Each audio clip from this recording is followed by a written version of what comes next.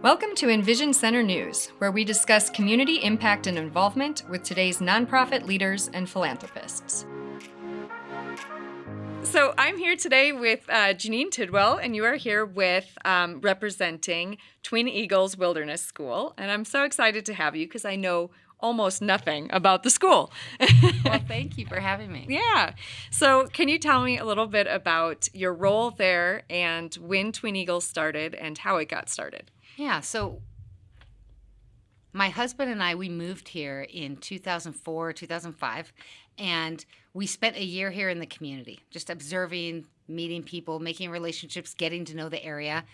And then we formed Twin Eagles Wilderness School, and it's a family-centered school. And it's based on people forming relationships with place, with this area here. And the greater bioregion, too, because we move all around the area.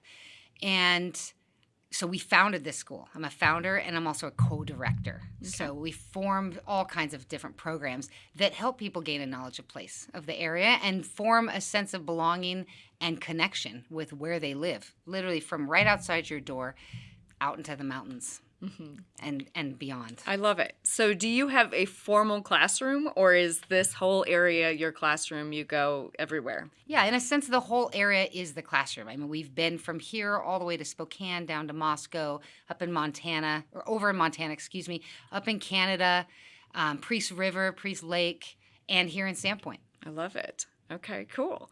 So it's a family affair, like both for the organization itself and then for the students and the people who come to it. How does that work? True. So it is a family-based school, meaning that my family started it. Okay, so that was the initial initiative. And even my kids have been involved in it over the years. I mean, I have a 16-year-old now who's like we call it an MIT, mentor in training, but in a lot of ways, he's an assisting instructor in a lot of the programs. So it is a family initiative. And as well, families come to our school. And just adults come. Older folks come. People of all ages, literally from babies. If you come to Twin Eagles, you'll see babies all the way up to older people, or what we might call elders. Yeah. Right? So it's accessible and available for people of all ages, stages, life stages, development. I love that. So do you have like enrollment for certain classes, or do people come to you asking for specific types of programming, or how does that work? You know, both happen, actually. This spring, I've had a lot of interest in this program that we call Mother-Daughter. So mothers and their daughters come for a long extended weekend. We also have a program called the Father-Son. Okay.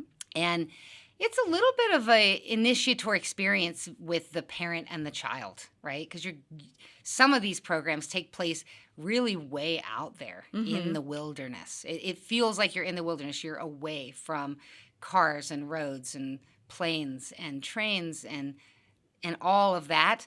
So some of it is in that context. And it's a little bit of an initiatory experience because you're doing this close bonding in a place where there's no distractions. Yeah. Right? And then there's some programs that are closer to home, literally like 10, 15-minute drive away from home. And it resembles more like where we live in town, you know, but you feel like you're a little far out. So there's a variety there.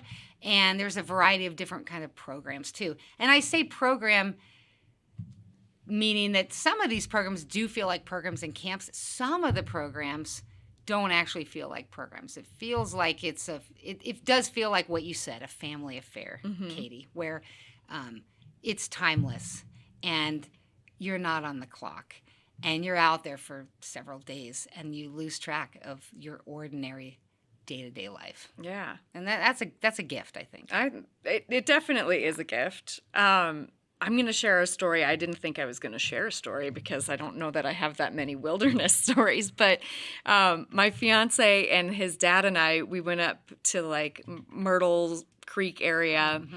And we winter camped for the first time in my entire life. Like we snowmobiled in, we skinned up to this area. We had all our stuff with us, and we spent 2 nights winter camping, which I've never done. And then we skied and it was amazing, right? Like I felt like a little forager. I was like chopping things and bringing it over to the fire, and every single calorie was used to sustain my life, right? I'm like, how did I had to? But you were just constantly moving, and it felt so good. It felt so good, and to just like kind of test my limits, and it wasn't anything extreme, but it felt so good. And you're talking about this, and I think about that often, but like I'm really reliving that while you're talking, because it was such a great connection with nature, a connection with those two men in my life, and like it's unforgettable. And I want more of that. And it's just amazing how infrequently we get that, and how hard it is to get to those places and away from the roads and the equipment and the gear and the things. It's just, we've made such a community of comfort. So it's cool that you're deconstructing that. I love it. You're reminding me of a story I'll tell you in response back. Yeah. When did you say you took this trip? Oh, I think it was 3 winters ago. Oh, 3 winters. Okay. Well, this winter, I took a trip actually with a group of young adults. So they were 16 to 19-year-olds. And an instructor and I went into the National Forest in North Idaho in the winter, in the heart of the winter. This was in February, where there was still a lot of snow here this winter up in the mountains. And it was cold. This was a weekend that was a record cold, meaning like I remember people commenting to me like, are you going to be okay when you go out there? Because it was below zero. Yeah. I think it had dropped below zero one time. And we went out there for 3 days, and we hiked up to this area where we built a snow cave for a couple of nights. And it was intense, I got to say. Yeah. But there was something incredible about it. For me personally, I even told everybody this later. I felt like we went to the heart and the depth of winter, like this extreme cold and dark. I mean, you go into these snow caves and it's really dark in there. Yeah. There's no lights, there's no flashlights or anything. And it was pretty incredible. And when they came out, all the participants, when they came out of these snow caves and they left the mountain, they came back down saying, I feel renewed. And so sometimes I think that this can be lost on us, that when we go to something really strong, an experience that's really strong and potent to that degree, even if it's just for a moment or a very short period of time, like you're saying, a couple of days, and you leave something behind, you actually can come back with a greater value for what it really means to be alive. Yeah. Because there's some risk taking. Oh, yeah. That has to happen, And the risk is different for each person, right? Right. I'm not saying risking your actual life, but when you go into the intensity of the elements at times, we come back with a greater value of what it really means to be alive. Right. Right? And they said they had that experience. Yeah. So on a small scale, I'm just thinking of how like the cold showers are a very popular thing, and how it like boosts your immunity, but like you come out of that and you're like, oh, I'm so alive, for 15 seconds in a cold shower. Right. But then you think of that on a bigger scale in these snow caves. And so, okay, very cool. So do people know what they're getting into exactly when they sign up for a program with Twin Eagles? Typically they do. I mean, we're pretty thorough about saying what to bring and what's going to happen and what we might do. But in the end, I mean, does any of us really know? Right. When we wake up today, like how it's really going to play out, right? A lot of people, I hear them say when they come to Twin Eagles, I got what I wanted, and then I also got what I didn't know that I needed. Right. And I do think that we do that a lot. Right. So we definitely want to give people what they want, because they're coming here with certain goals, expectations, intentions. Yeah. Right. But then the experience can often do that, is give people what they didn't even realize they needed. And it's a little bit like that's the risk. Yeah. That's the space of the risk. Right. So do you think it's more of a like teaching primitive skills type thing, or is it more of a experience, or do those two things go hand in hand? Yeah, they do go hand in hand. I mean, there's many different elements to what we do. So one is there are earth-based living skills, wilderness living skills, survival skills. There's a lot of different ways some people call it primitive living skills, right? And so there's that. That's a component to the programs. Another component is community building skills, or what we might call cultural skills, cultural building skills. Like, we're kind of in a time where we're now relearning cultural conduct in a way that maybe that wasn't as overt and explicit maybe 30, 40 years ago, right? And I think that's happening not just at our school, but in many other places too, which is great. We're seeing that in many places and spaces, both in person and online. There's also, though, what I would call mentoring, just straight up mentoring. People are experiencing direct mentoring at our school. And this is kind of the adhesive that brings all the experience together. Teaching is when a student is receiving knowledge and information, right? And a transmission of that.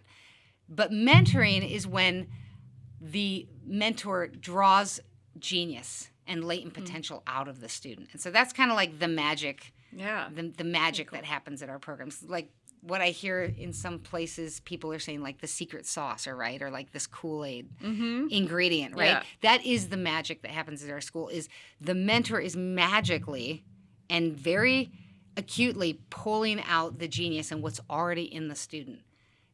And that's part of what helps deliver what they didn't know they needed that they get. Yeah. Right? Because it was always inside me, you know? Well, that's very cool. So those are some of the elements of our programs. So talk to me a little bit about your staff and those mentors. Who are they? Do you need more of them? What are their qualifications?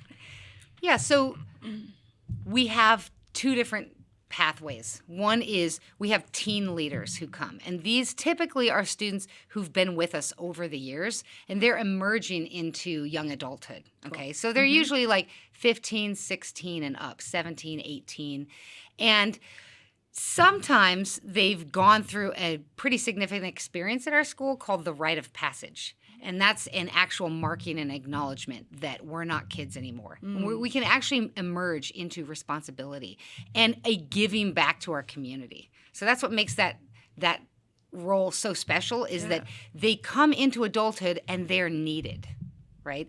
So just for any teens out there listening, this is a pretty special role because we do need young people. Yeah. They have youthful wisdom that is absolutely valued in a culture where young people, like children, they need to see where they're going next, right? And so that's the next role of where they're going, and we need them.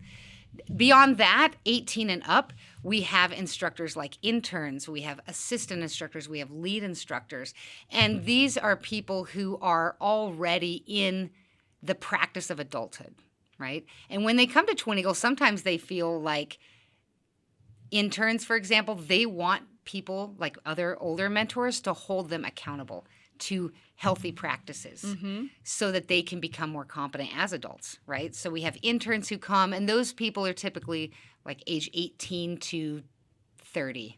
Okay. Typically. And then we have assistant instructors and lead instructors. And these are people who've been with us for a while, but sometimes, honestly, we have a brand new person who has so much passion and interest and they want to learn themselves that they'll come and take a training with us. We usually have a 10-day training that happens in June.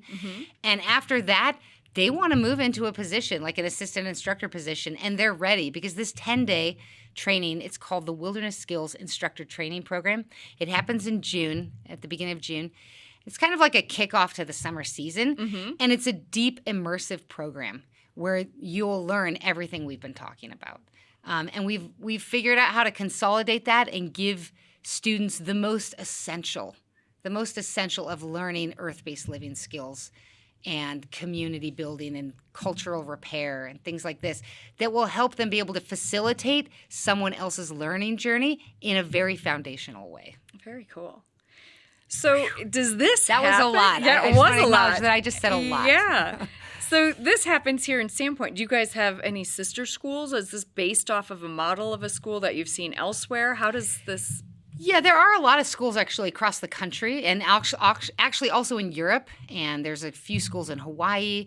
And it's based off of a model that we have several teachers that have been indigenous, okay? And so I share that with other peers and colleagues across the country.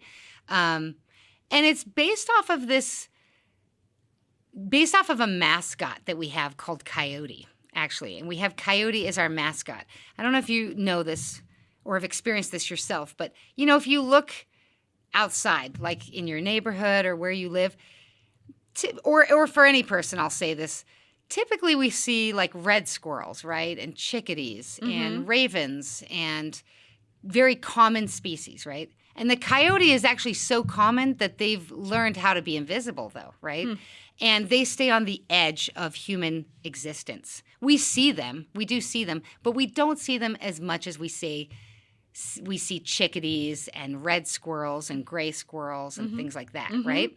And so we have that as our mascot, and they're like our leader in the work in some ways because they know how to move in and out of existence, right? They know when they need to show up and be visible and also be invisible. And so when we look at mentoring, because mentoring is the very specific role that we are taking, right? We're creating a mentoring culture at our school, and many of these sister schools do too. We see that sometimes it's actually really important to be invisible so we can help the student own their own learning journey, right? It's not so important for us to be the ones who have visibility. Like, I taught you. It's actually more important for the student to say, I learned this. That's actually, at the end of the day, the outcome we're seeking. So that's the model. Like coyote is actually our model. And we also say, the other thing I'll say is, we say that nature is the ultimate teacher, right? We're just conduits. We're like mediators helping the learning happen. So really, we look to nature as our model, right? I love it. If you study nature enough, you will learn something about how to learn. So tell me a bit about you and how you got into this, and you and your husband, and when you moved here, and how that all just came to be. Tell me a little bit. Sure. Well, I'll make it really brief. When I was 18, I had a mentor who came to me, and he said, what are you going to do with your life? Now, I grew up in a time when people were going to college, and that was kind of what was expected. It maybe wasn't even spoken. It was just what happened, right? Well, my response to him, I wasn't thinking about career per se at the time. I was thinking about what would drive me to wake up in the morning and make a contribution. That's how I saw it, actually. I didn't think about it in the words like career. So I said to him, I want to create a learning environment where people can come and learn about everything that could possibly be learned in the universe. That's how I said it. It was kind of big, and it was bold, and it was seemingly impossible. And at the time, I mean, I had peers who said, you're ahead of your time. Like, the world's not really ready for a vision like that. But I spent 2 decades finding what that meant. And now Twin Eagles has taken form. Like over a decade later, right? So that's what really drew me to this. It was a calling. I must admit, it actually was a calling, and it came from a young age of spending time in nature and actually having a mentor who literally, in some ways, saved my life and showed me a path to walk. How do I wake up and be my best self and make my best contribution? And so I'm still doing that today. Wow, that's really beautiful. Where did you grow up? So I grew up in the desert southwest of Nevada and southern Nevada and southern Utah, and then I spent a lot of time in Oregon and also back east too, because I trained at a lot of schools back east. And then I came all the way back to Idaho because I was born in southern Idaho, and I'm a 3rd generation, and so I have a lot of relatives that live in southern Idaho. Yeah, great. So Sandpoint, I mean, it's just... obviously, it's nestled in the mountains and with the lake, and it's a beautiful area to be. And people come here for all the recreating. But there's all these different schools. We talked a little bit about this before our interview. Is it the area that's drawing people here, or is this happening universally and we just get to be, privy to it because we've got some amazing individuals like yourselves that's living here and really voicing what's going on? I think it's both, actually. I do. I think this location does draw people. And make no mistake about it, I think the Lake Pend Oreille, it's kind of like the blood of this place. It is the life, the vitality, and it's like it is the wellspring of health here in terms of the landscape, right? So I do think that is drawing people. It's very unique. I mean, this is like what I think is the 5th largest freshwater lake in the country. I mean, we are in a very unique place.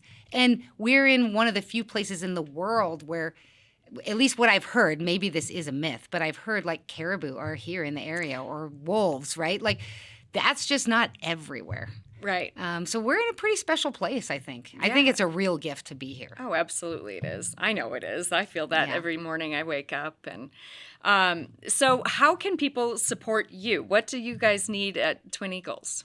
I want to back up actually first and just say the other piece you mentioned is I think we're in a time where people are continually on a unfolding of wanting to connect. Right. So I just wanted to answer your question because you said, is it one or the other? Right. So I do think across, not just in this area, but across the world, you know, from what I can tell from my limited knowledge, you know, I will say that I do think people are wanting to connect and know their place and know where their food's coming from and be a part of their place. So I just wanted to answer that. Yeah. But I do think it's both. It has to be. I agree. Are there any organizations that you guys are closely knit to or want to be closer knit to, or how does that work? Are you guys kind of operating on in your own circle, or do you guys get to partner with any other programs? Well, we haven't really partnered that much with any programs in this area. I think that's what you're asking me. But I definitely keep my eye on other organizations. Like I'm really interested in what Seoul is doing, right? I think it's really beautiful what they're doing. They had a turnout at the Canada this winter, and I went to that, and I thought that was really fantastic what they're doing. You know, they offer scholarships and they have ski programs for youth. I think that's fantastic. Yeah, I really do. So that's just an example. Yeah. I think it's amazing what Connexu Land Trust is doing too up there in the Pine Street Woods, and I think it's awesome. I love watching what's happening. We haven't actually ever partnered yet. If that happens, I think that would be awesome. Yeah. Just plant that seed. Absolutely, I think it's absolutely awesome what other organizations are doing. And we all have the opportunity to make this kind of contribution because there's so many people here and so many different kinds of people that it's going to take many of us from different approaches to be able to have all of us connecting and having a knowledge of this place where we live. I agree. So then I jumped the gun. I was asking, is there anything that we can do to support you, or what do you guys need in terms of community involvement or getting the word out? What specifically can we do to aid you guys? Well, I'll just share here and now that the big seasons that we run programs is spring and summer, and we always have open spots for interns. And these are people who want to engage in the interdisciplinary arts of mentoring, tracking, earth-based living skills, community building, and cultural repair. So that's always a really awesome position to step into. We're always looking for assistant instructors, lead instructors. These are people who are really passionate about connecting with nature themselves, spending time in nature, and actually passing that on to other people, passing that inspiration for connection and learning on to other people. So that is always an open door for people if they're interested. As well, the other thing I'll just say is, I did mention this already, we do have a 10-day training in June. This is for people who want to dive deeper into learning themselves. And usually that 10-day leads them into positions working with the school. I'm sure of it. I'm sure they get a little taste of that and they want to be part of it and continue that. Awesome. Well, is there anything else that we haven't covered that we should talk about? No, I think that's good. I really appreciate the time we've had together. Yes. And I appreciate you sharing that story, too. Yeah, absolutely. I'm thinking that my father-in-law should be involved with your guys' organization. He's amazing. That's great. Well, send him our way. I will. All right. Well, thank you. Thanks for listening to today's episode. For more information, you can go to crecIdaho.com. Please like, share, and subscribe. We'll see you again soon.